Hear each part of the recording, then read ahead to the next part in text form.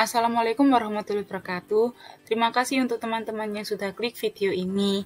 Saya Hoirutun Nafiah dari Prodi Pendidikan Teknologi Informasi NIM 20050974001, jurusan Teknologi Informatika Fakultas Teknik Universitas Negeri Surabaya. Kali ini akan menjelaskan tentang perkembangan teknologi seluler atau GSM yang merupakan lanjutan dari teori gelombang kemarin. Jadi bagaimana sih perkembangan jaringan dari dulu hingga kini? Nah, video ini sekaligus menjadi pemenuhan tugas mata kuliah komputasi bergerak yang diampu oleh Bapak Agus Prihanto STMkom. Simak sampai selesai ya. Sebagai pengenalan, apa sih artinya jaringan seluler? Jadi, jaringan seluler adalah suatu teknologi yang memungkinkan pengiriman dan penerimaan data dalam bentuk paket data seperti email, data gambar, data teks, hingga penelusuran internet. Jadi, kita dapat berkomunikasi, mengirimkan pesan, hingga berselancar di internet dengan menggunakan jaringan seluler. Lalu, apa sih kepanjangan dari GSM? Nah, GSM bisa disebut dengan Group Spatial Mobile atau juga bisa disebut dengan Global System for Mobile Communication. Maksudnya yaitu sebagai sistem global untuk komunikasi mobile. Nah, perkembangan teknologi GSM. Nah, seiring berjalannya waktu, tentu GSM sendiri berkembang dari first generation hingga fourth generation. Lalu baru-baru ini bukan baru ya, tapi lagi booming itu 5G. Nah, di 1G atau first generation ini tentunya tidak secanggih yang sekarang. Jadi dulu kecepatannya hanya sampai 2,4 KB per second. Lalu selanjutnya ada generasi second generation. Nah, di sini kecepatannya sudah meningkat menjadi 64 KB per second. Lalu selanjutnya yaitu 3G atau third generation. Nah, di 3G ini internet sudah bisa diakses dengan kecepatan mencapai 2000 KB per second. Lalu selanjutnya yaitu fourth generation. Nah, biasanya ini juga berbasis LTE. Lalu untuk kecepatannya bisa sampai 1000 KB per second. Lalu setelah ada 4G, selanjutnya yaitu 5G atau fifth generation. Tentu saja kecepatannya melebihi 4G, yaitu lebih dari 1000 KB per second.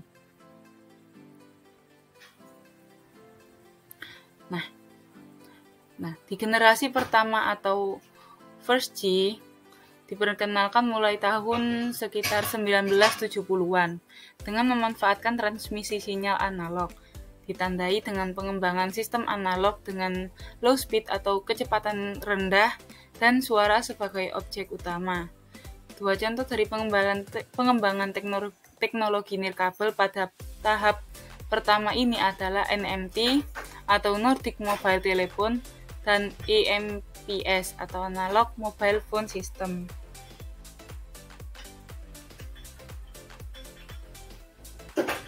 Nah, saat itu teknologi ini hanya dapat digunakan untuk panggilan telepon saja. Nah, contoh teleponnya seperti pada gambar. Nah, untuk ukuran ponsel first G pun tergolong besar bila dibandingkan dengan ponsel masa kini. Nah, pada contoh gambar yaitu ponsel Motorola Dynatac yang cukup populer pada masanya, yaitu kurun 1984 sampai dengan 1994. Lalu bobotnya sendiri mencapai 794 gram. Dengan kemunculan teknologi first G ini berperan besar dengan mendorong pertumbuhan pasar telepon genggam. Jadi banyak orang yang juga tertarik dengan menggunakan telepon first G, meskipun harganya juga sangat mahal dan juga marak dibukanya warung-warung telepon. Lalu selanjutnya yaitu second G atau second generation atau 2G. Jadi ketika teknologi 4G terus digunakan, lalu digantikan dengan teknologi 2G yang kecepatannya tentunya lebih cepat daripada first generation atau 1G. Nah, 2G ini diperkenalkan sejak tahun 1990-an. Perbedaan utama antara kedua teknologi ini adalah pada sinyal radio yang digunakan, yaitu 1G menggunakan sinyal analog, sementara 2G menggunakan sinyal digital. Ponsel yang menggunakan teknologi 2G mulai diperkenalkan pada kurun 1990. Ponsel yang sudah menerapkan teknologi ini bisa digunakan untuk berkirim dan menerima data dalam ukuran kecil. Maksudnya data di sini yaitu mengirim pesan teks atau SMS, lalu pesan bergambar serta pesan multimedia atau MMS. Lalu teknologi 2G sendiri utamanya dibuat untuk layanan suara dan koneksi data yang cenderung lambat. Pemutakhiran pada jaringan ini kemudian memunculkan istilah 2.5G dan 2.75G. Lalu istilah 2.5G ini mengacu pada teknologi komunikasi 2G yang dikombinasikan dengan General Packet Radio Service atau GPRS. Secara teori, kecepatan transfer data menggunakan teknologi ini bisa mencapai 50 KB per second. Lalu generasi 2G ini, 2.5G maksud saya adalah generasi yang ditandai dengan adanya GPRS dan pemakaian 8G. Next.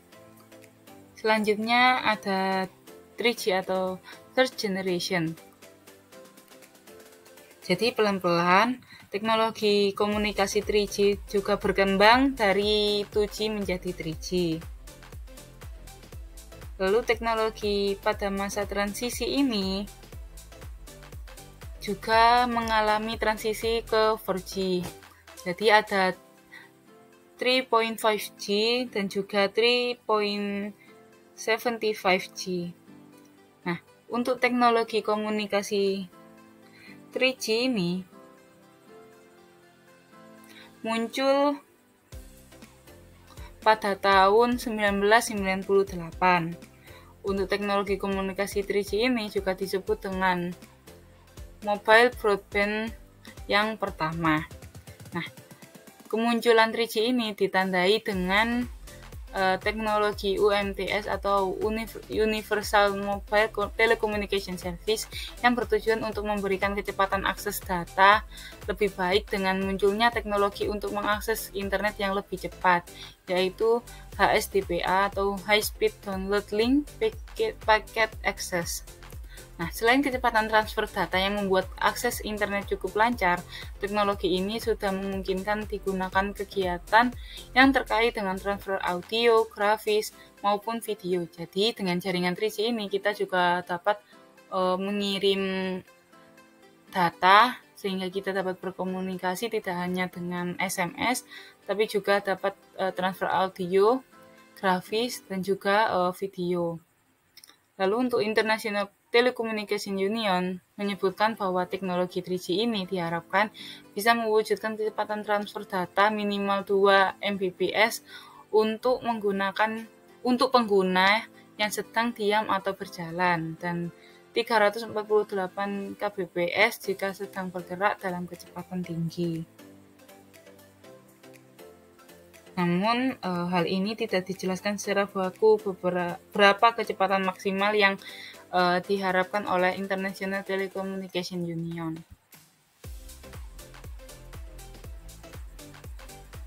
Nah, seperti yang saya katakan tadi, 3G juga pelan-pelan berkembang menjadi 4G.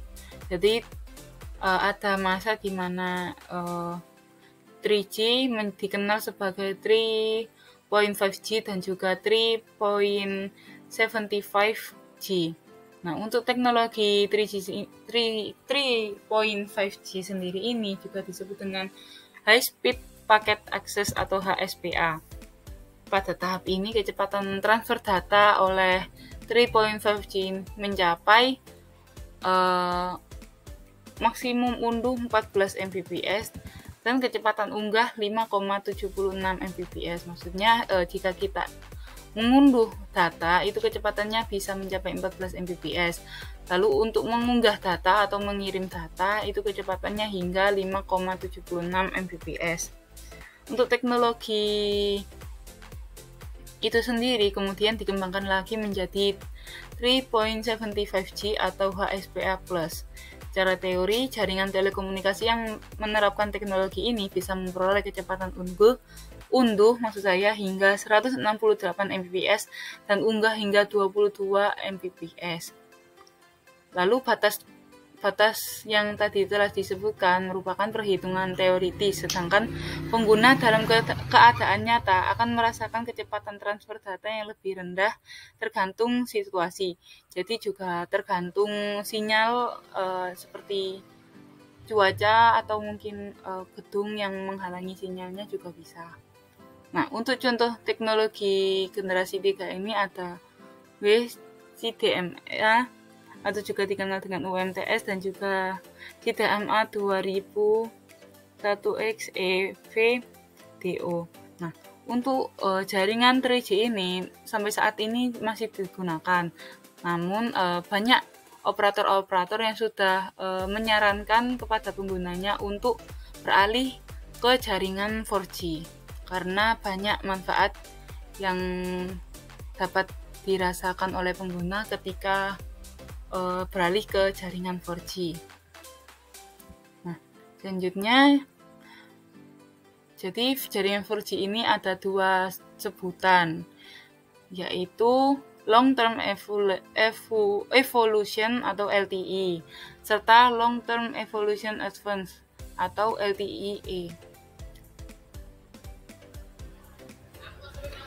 Ditandai dengan layanan akses internet yang lebih lengkap dengan basis internet protokol dan adanya pengembangan Wi-Fi dan WiMAX.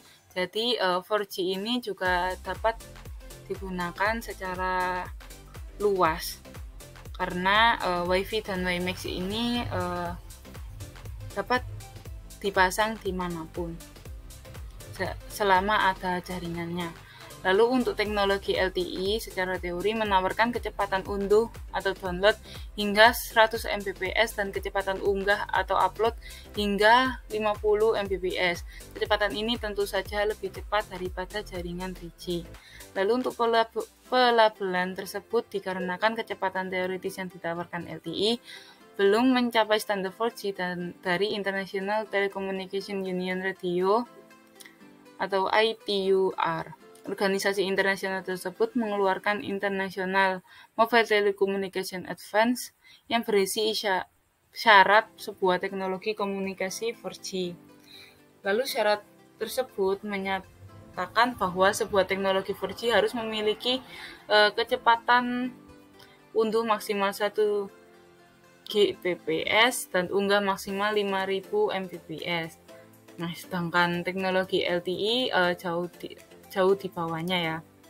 Nah, sedangkan LTE yang sering kali disebut sebagai 4G oleh operator seluler belum mencapai syarat dari ITUR itu. Lalu berdasarkan hal tersebut, maka teknologi LTE lah yang didorong untuk muncul sebagai teknologi yang true 4G atau benar-benar 4G. Lalu perkembangan 4G di Indonesia sendiri sudah dapat merasakan teknologinya meskipun belum menyeluruh dan belum mudah dijangkau. Di sini sebenarnya sudah mudah dijangkau ya. Namun masih banyak masyarakat yang belum beralih ke jaringan 4G. Lalu untuk jaringan 4G LTE yang digelar oleh operator-operator telekomunikasi Indonesia seperti XL Axiata, Indosat, serta Telkomsel, jangkauannya masih terbatas di beberapa wilayah.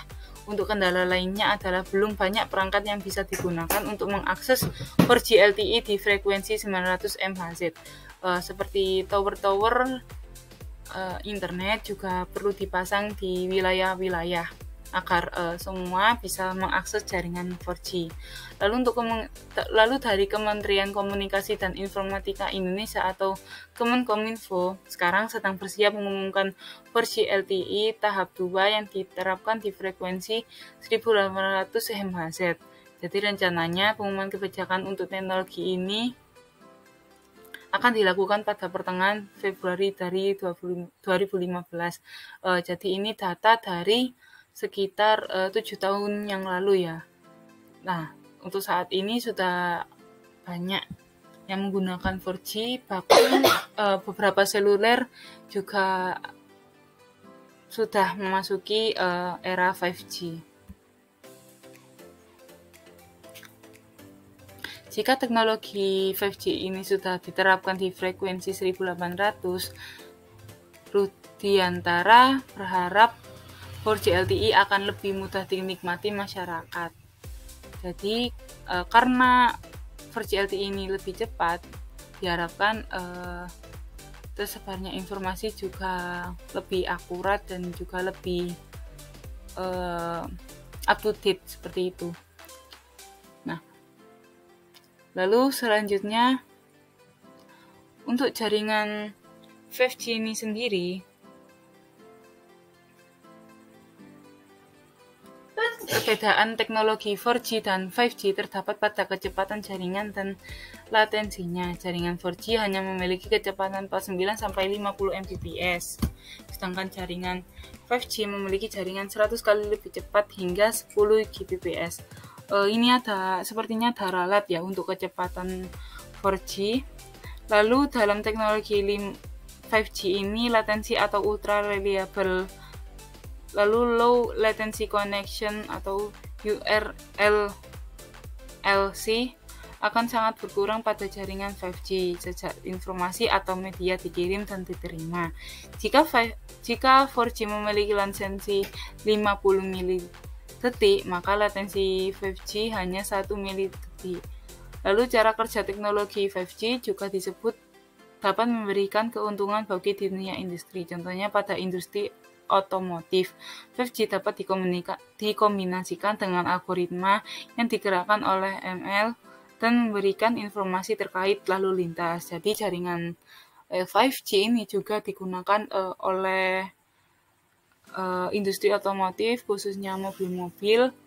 Jadi mobil-mobil juga terhubung dengan jaringan internet 5G yang dapat memberikan informasi terkait lalu lintas.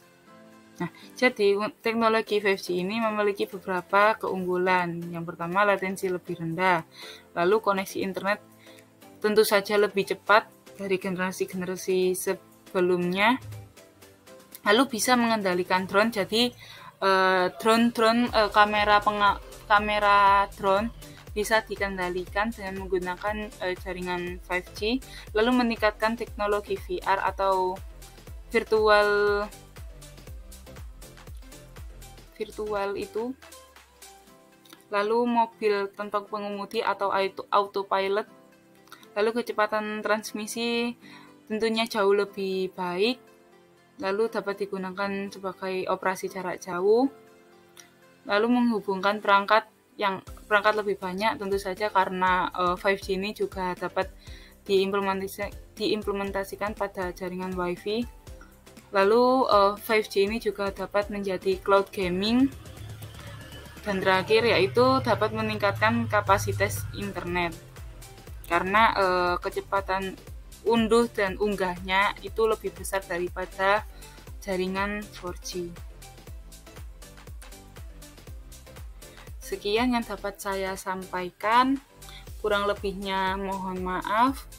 Sampai bertemu di video berikutnya. Wassalamualaikum warahmatullahi wabarakatuh.